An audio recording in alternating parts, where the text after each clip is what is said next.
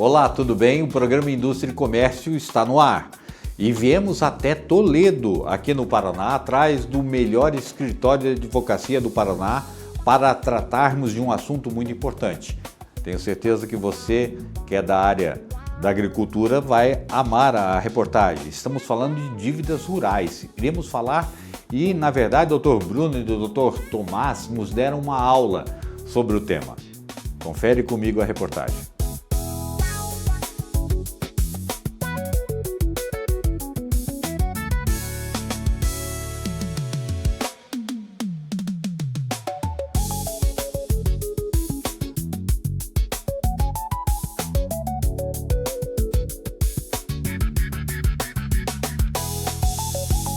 Doutor Bruno, muito obrigado por ter aceito o convite, é um prazer tê-los aqui na Rede TV. Quais são hoje as principais causas das dívidas do produtor rural? Olha, Brandão, hoje eu vejo que as principais causas do endividamento do produtor rural, ele se diversifica muito pelo setor. Então, tem produtores que mexem com gado, vacas de leite, soja, milho, grãos, né?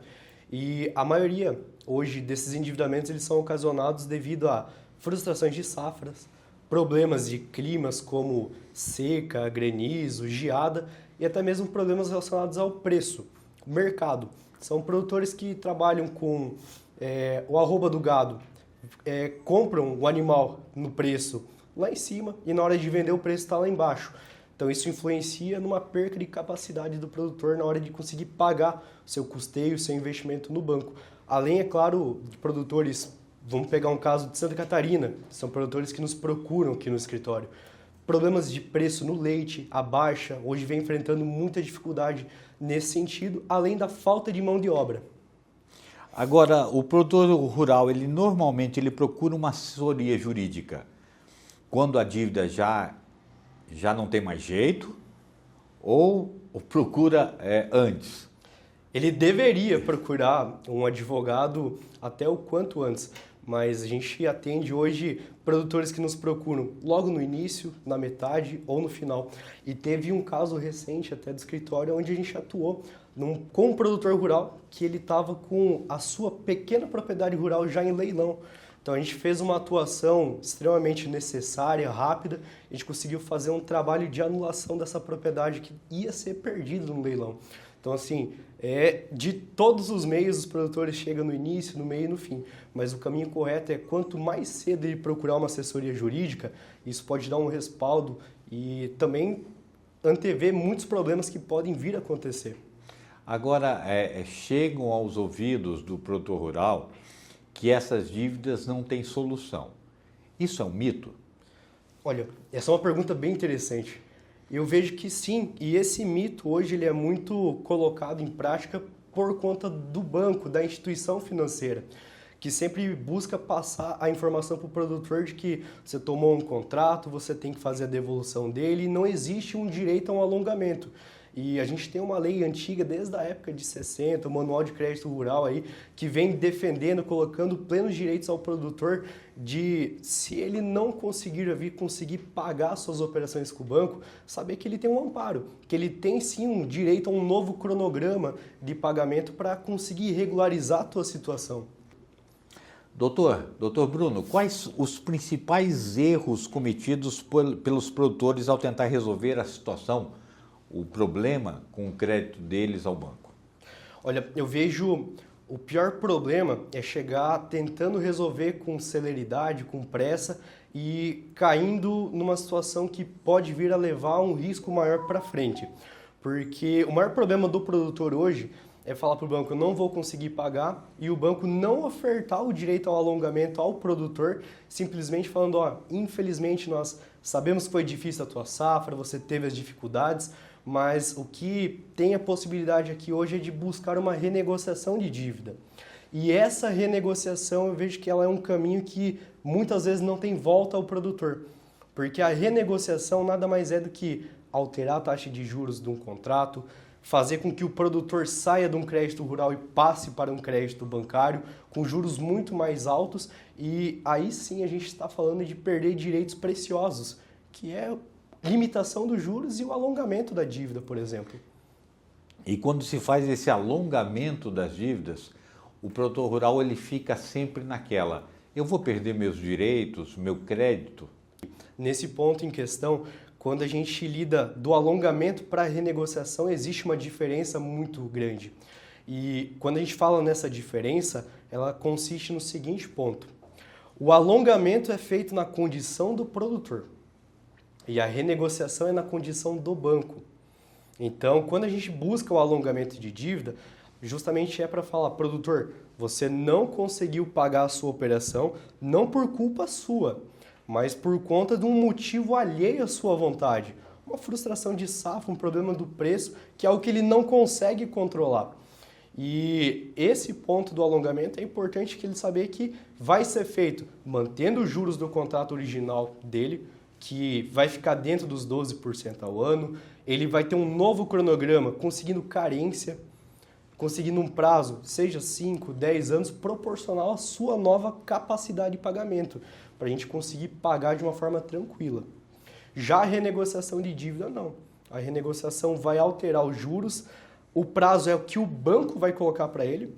Muitas vezes suga por entradas altas, juros altos, entradas altas, pede mais garantias nesse contrato. Produtor, coloca a tua propriedade rural em alienação fiduciária, me traz mais 2, 3 avalistas, e assim é que vai se formando.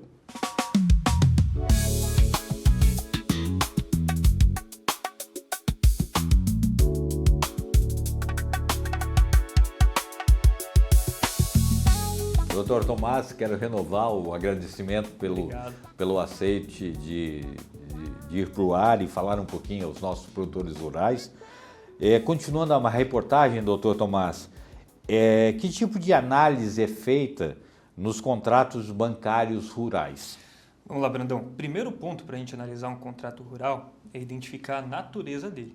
Porque é muito comum o produtor ele ter contratos que na verdade são bancários e achar que tem natureza rural ou vice-versa. Então esse é o primeiro ponto de análise do escritório. A partir disso, a gente consegue entender quais são as necessidades do produtor até mesmo dentro do próprio contrato. Por exemplo, uma taxa de juros de 12% ao ano é o limite para contratos rurais, mas não para contratos bancários. Então, determinando a natureza, nós conseguimos analisar o contrato inteiro, de cabo a rabo, da primeira à última letra.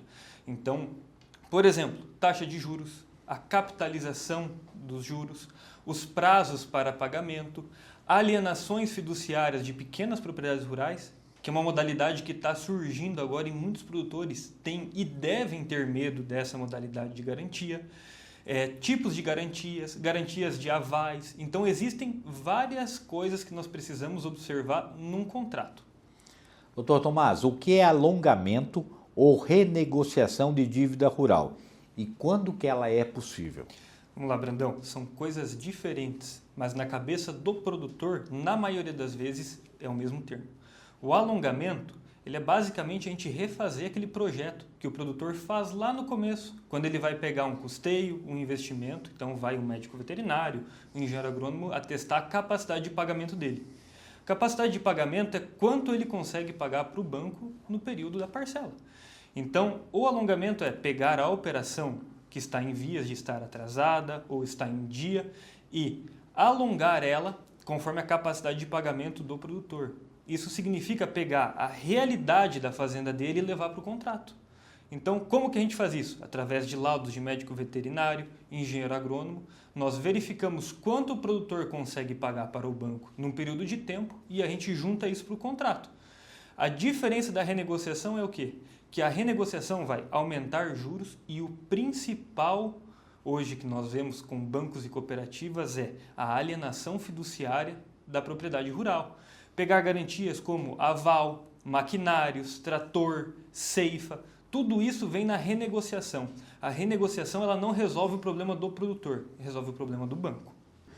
Então, no caso de uma assessoria jurídica, ela pode evitar que o produtor perca a sua propriedade, é isso? Sim, principalmente nos casos que nós temos pequenas propriedades rurais, que é a maioria do Brasil. Hoje, praticamente 80% dos produtores rurais são pequenos, especialmente aqui no sul do Brasil. Então, a pequena propriedade rural, ela é a propriedade que é trabalhada num regime de agricultura familiar, grande maioria, pelo menos aqui no sul do país, e também nós temos um requisito que é geográfico, que é de 4 módulos fiscais. Ele varia de município para município, mas essas propriedades, mesmo dadas em garantia na modalidade de alienação fiduciária, têm remédios jurídicos. Então nós já evitamos leilões que tinham datas marcadas, nós já conseguimos retirar isso dentro de contratos bancários, contratos rurais, porque a nulidade está na garantia. Só que essa informação ela não chega, ela não é repassada para o produtor. Muitas das vezes até o próprio gerente não sabe que na verdade o contrato dele tem uma garantia que não vale de nada dentro do judiciário. Doutor, nós todos sabemos, e o senhor, como neto de produtor rural, o doutor Bruno, filho de produtor rural, então sabem na pele o sofrimento de quem trabalha com comércio à luz do tempo, né? Uhum. Então, eles sofrem muito também com a timidez, com a vergonha de estar devendo ao banco. Às vezes, municípios pequenos. Isso é uma causa muito recorrente, né? Sim. A maioria dos produtores rurais tem um certo medo e receio, principalmente de uma represália do gerente. Então, a figura do gerente, às vezes, ela é como a figura de um ditador, um impositor, alguém que está lá para determinar regras. Eu vejo que o produtor rural, ele deveria fazer o contrário, não ter vergonha de quem ele é, mas sim ter orgulho. Porque, afinal de contas, quem está lá no começo do setor produtivo, produzindo debaixo de sol, de chuva, de geada, é o produtor rural. Então, isso é algo que vem sendo quebrado de certa forma, mas vem até mesmo da própria tradição do produtor. Eu não vou discutir com o banco, eu não vou discutir com o gerente, porque eles sabem mais, eles são gente grande. Mas o produtor não pensa muitas das vezes que ele também pode ter gente grande ao lado dele. Ele também pode consultar uma banca de advogados especialistas no direito do agronegócio, que com certeza traz segurança para ele. Então, ele não precisa estar 100% seguro no gerente, mas ter alguém que vai representar ele e não o banco é muito importante. Qual a diferença, doutor, para quem atua na área de direito bancário e direito rural? Para o produtor rural, ele pode procurar alguém que atue com dívidas bancárias normais? Vamos lá, Brandão. O direito é dividido em várias áreas. Então, quando você vai no médico, você está com um problema no coração, você vai no cardiologista. Você não vai no neurologista, no ortopedista. Então, o direito ele também tem essas áreas específicas que precisam, de certo modo, serem respeitadas. Então, o direito bancário ele é um nicho dentro do direito, totalmente diferente de criminal, de tributário. E, além de tudo, ele tem um nicho dentro dele mesmo, que é o direito bancário voltado para produtores. Então, o advogado especialista, ele já está nessa área, ele sabe as principais dores, os principais remédios e os principais caminhos a serem seguidos no caso de um produtor rural. Então, eu posso te afirmar que faz muita diferença o produtor recorrer a um especialista. Afinal de contas, quando a gente precisa de outros serviços, nós vamos a especialistas. E por que com o advogado seria diferente? Doutor Tomás, os bancos, o maior medo dos produtores rurais, né, é eles perderem, o banco já entrar para tomar as suas terras, a sua propriedade. Isso pode ocorrer? Não só pode, como muitas das vezes acontece. Inclusive, o banco ele tem uma cláusula em 99,9% dos contratos bancários que autoriza o vencimento antecipado da dívida.